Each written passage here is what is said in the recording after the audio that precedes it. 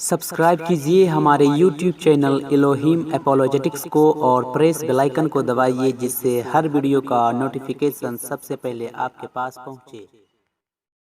Press the Lord. सभी मसीह भाई बहनों को जय मसीह की।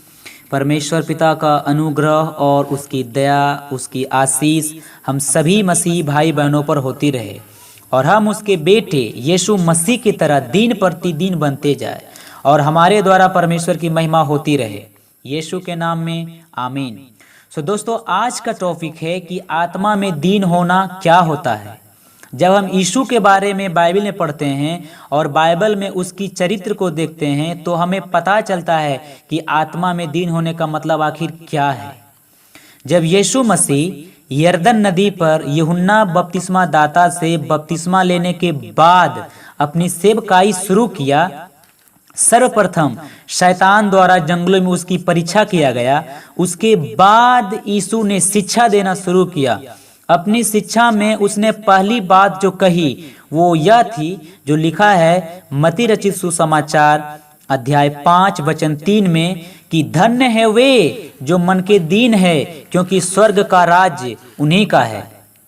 दोस्तों, यीशु ने ये नहीं कहा कि धन्य है वे जिनके पास बाइबल का बहुत सारा ज्ञान है, जो अन्य भाषाएं बोलना जानता है, जो ज्यादा दान देता है, जो ज्यादा दशमांश देता है, वो स्वर्ग में जाएगा। बल्कि इसके विपरीत कि जो मन के दीन है उसी के पास स्वर्ग का राज्य है। दीन का मतलब होता है आत्मा में गरीब होना। जो आत्मा में गरीब है, जिसको ये महसूस होता है कि मैं कुछ भी नहीं हूँ, मैं परमेश्वर की मदद की, मुझे परमेश्वर की मदद की जरूरत है। पौलुस कहता है कि दीन होने का मतलब क्या है। दीन होने का मतलब के बारे में पौलुस कहता है कि अपने आप को जीरो बना देना, अपने आप को बिल्कुल शून्य कर देना। दोस्तों, पौलुस यीशु मसीह के चरित्र को प्रकट करता है जो लिखा है फिलिपियों अध्याय 2 वचन 6 से 8 में, जहां हमें बाइबल इस प्रकार बताती है, जिसने परमेश्वर के स्वरूप में होकर भी परमेश्वर के तुल्य होने को अपने वश में रखने की वस्तु न समझा, वरन अपने आप को ऐसा शून्य कर दिया और दास का स्वरूप धारण और मनुष्य की समानता में हो गया और मनुष्य के रूप में प्रकट होकर अपने आप को दीन किया और यहाँ तक आज्ञाकारी रहा कि मृत्यु, मृत्यु की क्रूस की मृत्यु भी सह ली। यीशु हमें समझा रहा है कि तुम्हें बिल्कुल मेरी तरह दीन बनना है।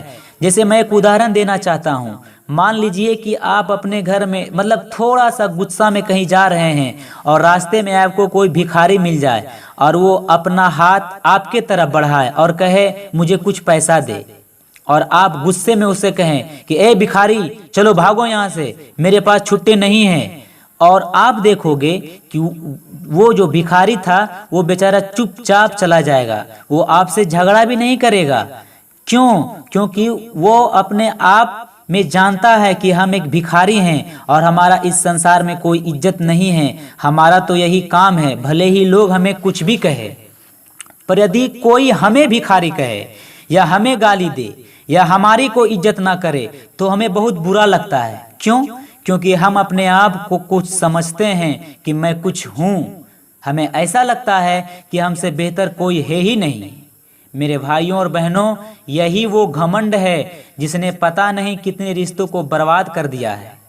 कोई ज्यादा सुंदर है तो उसे अपनी सुंदरता का घमंड है कि मैं बहुत रूपवान हूँ, हमारे जैसा कोई नहीं। कोई ज्यादा अमीर है तो उसे रुपयों का घमंड है कि मेरे पास महल है, मेरे पास गाड़ियां हैं, मेरे पास ये हैं, मेरे पास वो हैं, हम किसी से कम नहीं। यदि कोई पढ़ने में तेज है तो अपनी पढ़ाई पर घमंड करेगा कि मेरे जैसा पढ़ने में कोई नहीं है।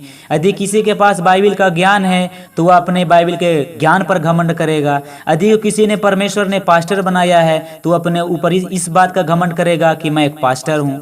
तो हर मनुष्य को अपनी अच्छी अच्छी बातों पर घमंड है, लेकिन हम ये भूल गए हैं कि ये सब देने वाला कोई नहीं, केवल परमेश्वर है।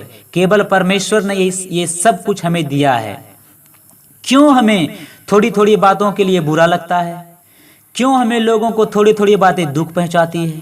पता है क्यों? क्योंकि हम अपने आप में एक बड़ा आदमी हैं।